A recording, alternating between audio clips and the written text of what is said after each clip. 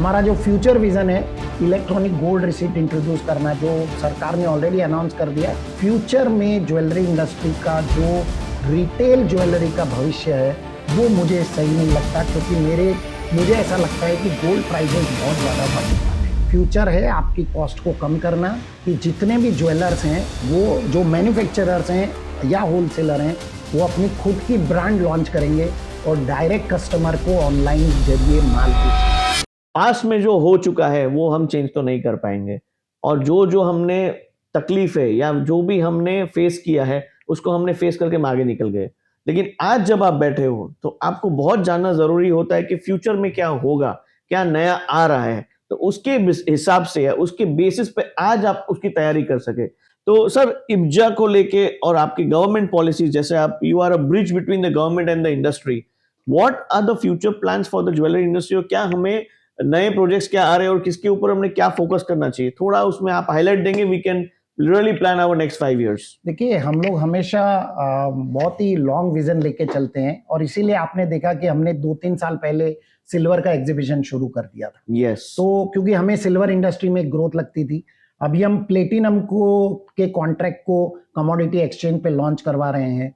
हम कोशिश कर रहे हैं कि प्लेटिनम का भी कॉन्ट्रैक्ट ट्रेड हो। हम कोशिश कर रहे हैं कि सरकार सिल्वर के अगेंस्ट में भी, जैसे गोल्ड के अगेंस्ट में लोन देती है, गोल्ड ज्वेलरी के अगेंस्ट में, सिल्वर ज्वेलरी और प्लेटिनम ज्वेलरी के अगेंस्ट में भी सरकार लोन दे। ये भी हम कोशिश कर रहे हैं।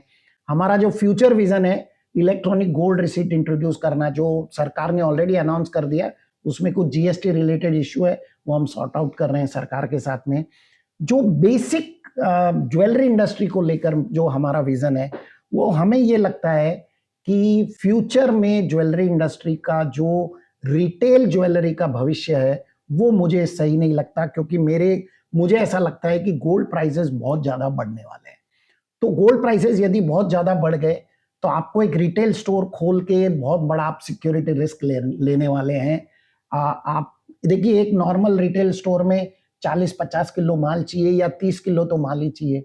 यदि गोल्ड के प्राइसेस इतने बढ़ गए तो आप कितना रुपया एक स्टोर के अंदर लगाएंगे? क्या ये प्योरिटी, मतलब जैसे 22 कैरेट है, 18 कैरेट है, 14 कैरेट, 9 कैरेट तक तो ज्वेलरी बन रही है, अभी अच्छी ज्वेलरी बन रही है, तो क्या ये फ्यूचर है, मतलब प्राइसिंग? और नहीं सर, फ्यूचर मैं आपको बता दूं, फ्यूचर है आपकी कॉस्ट को कम करना।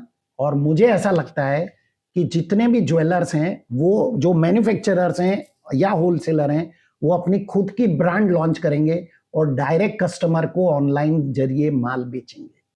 मुझे रिटेल ज्वेलर का भविष्य लगता नहीं है।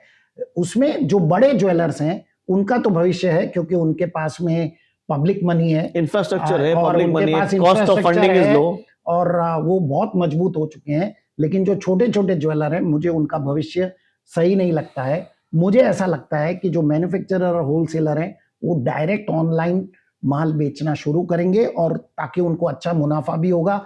जो आप आधा टच और एक टच में आप काम कर रहे हैं, उसके बाद सीधा उनका प्रॉफिट 5% से 10% भी हो सकता है। तो ये एक बात। दूसरा, मुझे डिजिटल गोल्ड में बहुत स्कोप नजर आता है, क्योंकि बुलियन इंडस्ट्री की बहुत ग्रोथ होने वाली है डिजिटल गोल्ड में। इसीलिए हमने इब्जा के अंदर डिजिटल गोल्ड को रेगुलेट करने के लिए एसआरओ बना दिया है, क्योंकि सरकार उसको रेगुलेट नहीं कर रही। तो इंडस्ट्री के भले के लिए, कि कंज्यूमर का कॉन्फिडेंस रहना चाहिए, कस्टमर का कॉन्फिडेंस रहे, तो हमने डिजिटल गोल्ड का एसआरओ बना दिया है। सारे डिजिटल गोल्ड प्लेयर को हमने कहा है कि आप हमारे साथ एनरोल कर लीजिए, हम आपको रेगुलेट करेंगे जब तक सरकार इस पर निर्णय नहीं लेती है।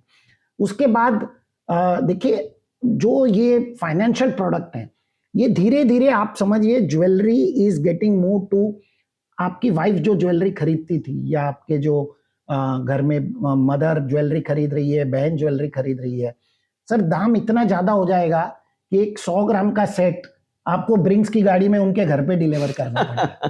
तो कैसे आप वो रास्ते में पहन के निकलेंगे? वो तो पॉसिबल ही नहीं है। सब पूरा यूथ और लाइट वेट कलेक्शन पे तो पूरा ये लाइट वेट पे आएगा कलेक्शन, और उसके साथ साथ में बुलियन का व्यापार ज्यादा होगा। एक दो डिवीजन हो जाएगा इंडस्ट्री में, जैसे कि आपने एक चीज बहुत बोली, जैसे आपने समझाया कि ज्वेलरी इंडस्ट्री अभी एक ट्रेडिशनल ज्वेलर के लिए फ्यूचर इज डार्क, बट ये इंडस्ट्री पूरी कॉर्पोरेट और एक सिस्टमैटिक उसके ऊपर चल रही, ब्रांडिंग का जमाना आ जाएगा, लाइट वेट का जमाना आ जाएगा, ऑनलाइन बिजनेस बढ़ जाएगा, और जो रिस्क प्राइसिंग को लेके आ गया है, तो no heavy jewellery will be worn because risk to life, robbery का हो गया या वैल्यू का हो गया। यू कैन नॉट, मतलब आप 20 लाख 25 लाख की ज्वेलरी पहन के आप रास्ते में नहीं चल पाओगे, तो आपको ज्वेलरी को एक निश और लाइट वेट पे पूरा फोकस हो जाएगा। बिल्कुल, और आपको इनोवेशन लाना पड़ेगा। आप ये सोच लो, देखिए आज भी ज्वेलर क्या सोचता है, मैं 22 कैरेट की ज्वेलरी बेच दूं ताकि मुझे अच्छा पैसा मिल जाए।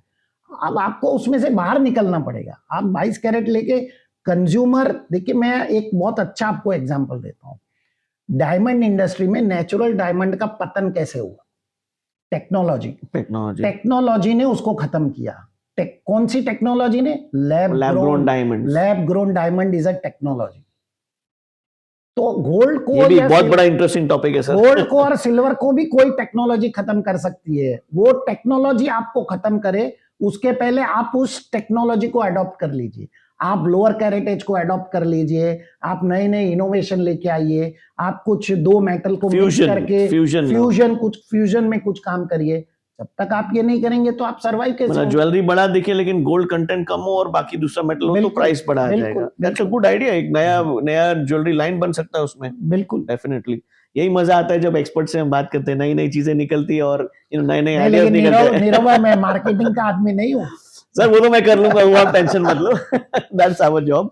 बट एनीवेज, काफी अच्छी चीजें हैं और फ्यूचर को टेक्निकली आई थिंक फ्यूचर अपने हाथ में होता है, बट राइटली सेड कि technology is the future for every industry. तो ये कितना जल्दी आप अपनी इंडस्ट्री को अडॉप्ट करो, अपनी इंडस्ट्री में कैसे उसको यूटिलाइज करो और कैसे ग्रो करो। सक्सेस तो मिलेगा जब आपकी नीयत और आपकी मेहनत साथ में हो, तो डेफिनेटली सक्सेस इज देयर।